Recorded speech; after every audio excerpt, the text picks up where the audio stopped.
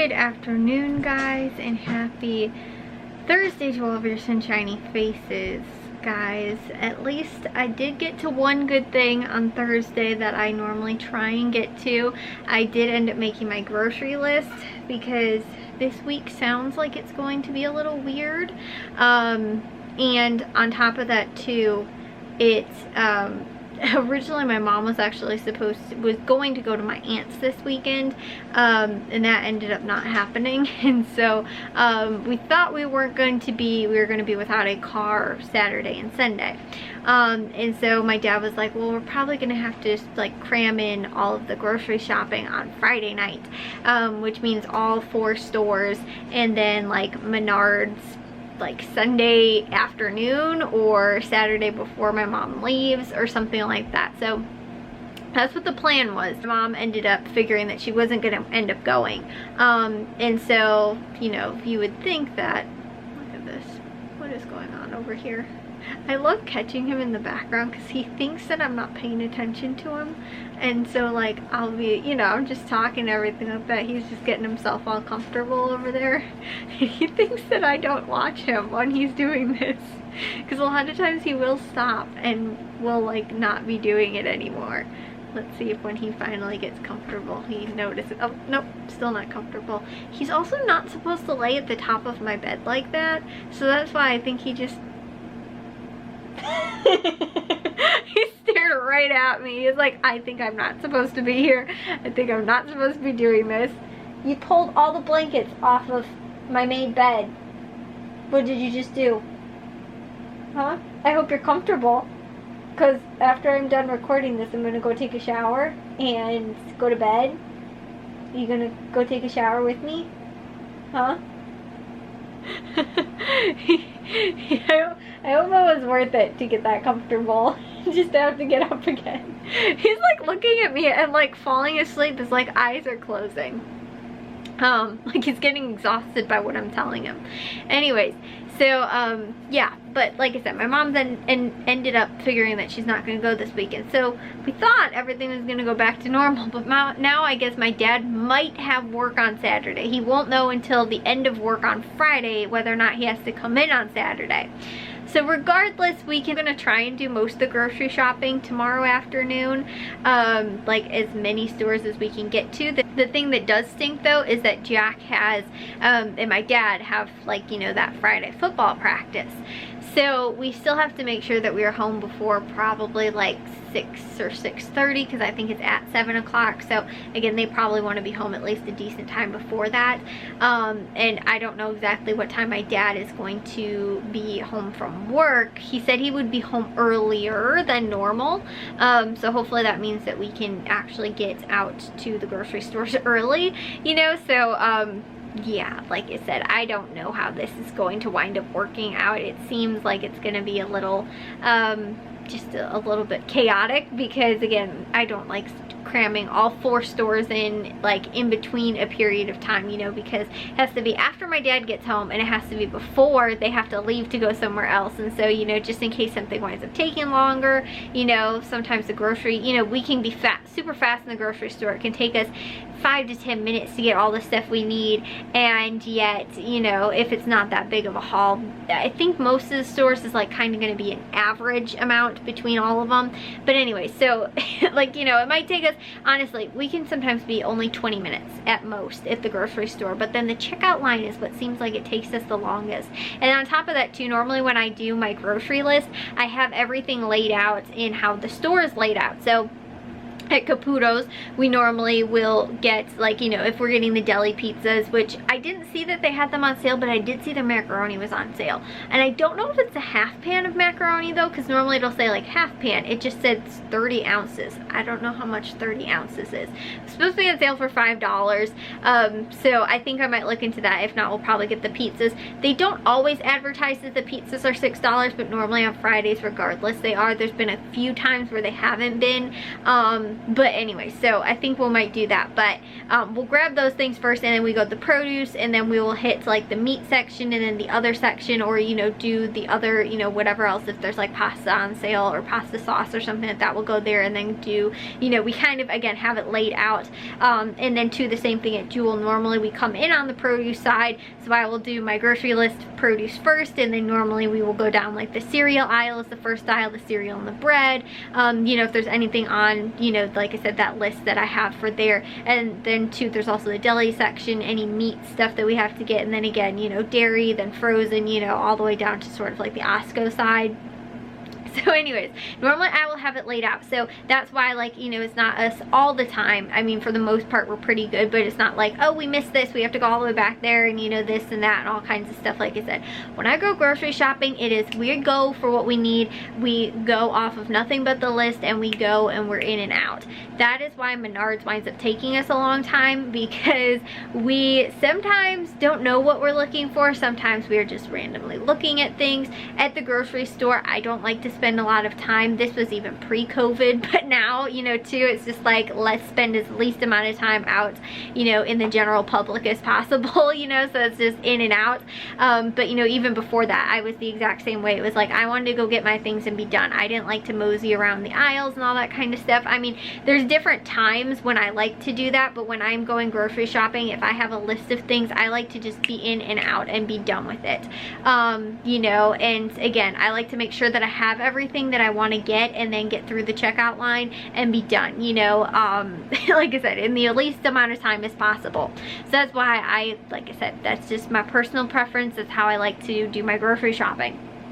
But again, sometimes it's just the checkout can sometimes take a while. Like I said, last week at Jewel, we had kind of that issue with the coupons, which the manager and the cashier were super cool, but again, it was going to be, she was trying to put the coupons in that weren't coming off from my mobile coupons, but then it turned out where she was finally tried to put it in, you know, they were trying to figure it out for a little while, and when it wasn't working, you know, that ended up taking probably a good 5 or 10 minutes or something like that in the checkout line, plus too, the amount of time we were spent waiting, you know, for the 2 other people that were in front of us, you know, like I said, can end up being, you know, almost half of the time we spend in one grocery store can be just sometimes in the checkout line, because again, when we are in the store, it's normally we got all the stuff, and again, set out in the way we, you know, wind up picking this stuff out too.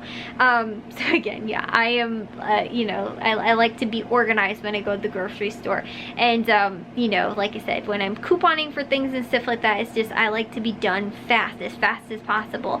Aldi is one of the stores, again, too, where, like, you know, at the other grocery stores, unless it immediately pops out at me, I, again, don't like to just, like, oh, let's look at this thing or that thing or whatever. Like, you know, if I am at Valley Produce, I'm there for the things that I'm shopping for. And normally too, there are other items that I'm looking at, you know, or the other things that I might need for that week will wind up being a little bit more expensive than at like Aldi or something like that. So that's why, unless it's the sale items and the stuff that I have already on my list, I'm not going to bother with it, because it will probably not be as cheap. So that's why I, again, focus on, you know, like Aldi. So that's why at Aldi, we will sometimes spend a little bit more time. I do have a list, but sometimes too, I can be like, oh, do we need chips? Or do we need, you know, are we out of, you know, milk? Do we need eggs? Do we need, you know, I like to go in with the idea of like, okay, we're out of coffee creamer. Sometimes I will add that to the list, you know, or almost out, because I don't like to be out and then have to go run out to the store. You know, so again, sometimes I will have that like forethought, like, you know, we need to, you know, this might be something that we need, or that might be something, or whatever, you know, but for the most part, we kind of hit the same things at Aldi. I know sometimes too, we'll sometimes space out, like we normally wind up getting paper plates, but we don't need them every week. And so again, it might be like 2 weeks, but then that second week we forget to even, you know, look, or we don't even bother, you know, like we'll go down that aisle but just completely glaze over them, and then we get home and we're like, oh, we're actually out of paper plates, you know, we'll totally forgotten that we were like, oh yeah, we needed them. Because I think my mom even said last week, she was like, okay guys, make sure you get paper plates, and I didn't end up adding it to my list. So yeah, completely forgot that. So this week I was was like, I need to put that on my list.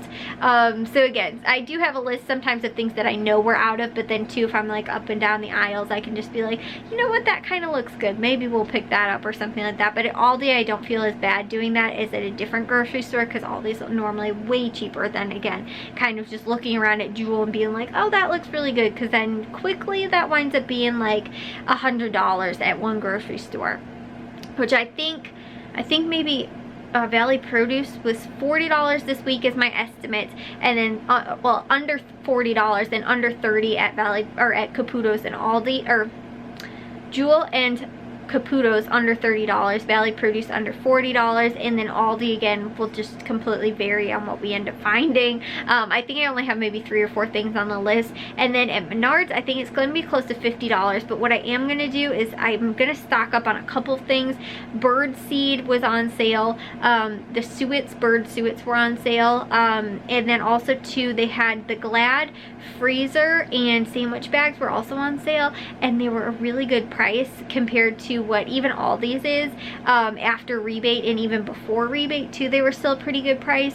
So it's like they're like mega, like basically 4 boxes, ends up being $6.99 after rebate. So I think I'm gonna actually get and stock up on both the gallon freezer bags, the quart freezer bags, and the sandwich bags, which again we will probably not need to buy because we don't go through those all that crazy often. So I would say that's probably a good like 3-month stock up on those, you know, maybe even 4, but again, it's probably something we don't have to buy as much of. And it depends too on how many freezer dinners I wind up making in that month's period of time, like, and you know, if I'm using the bigger, the gallon size, or the quart size. And then 2 sandwich bags we don't go through really all that often, so that for me I feel like is almost a 6-month stock up.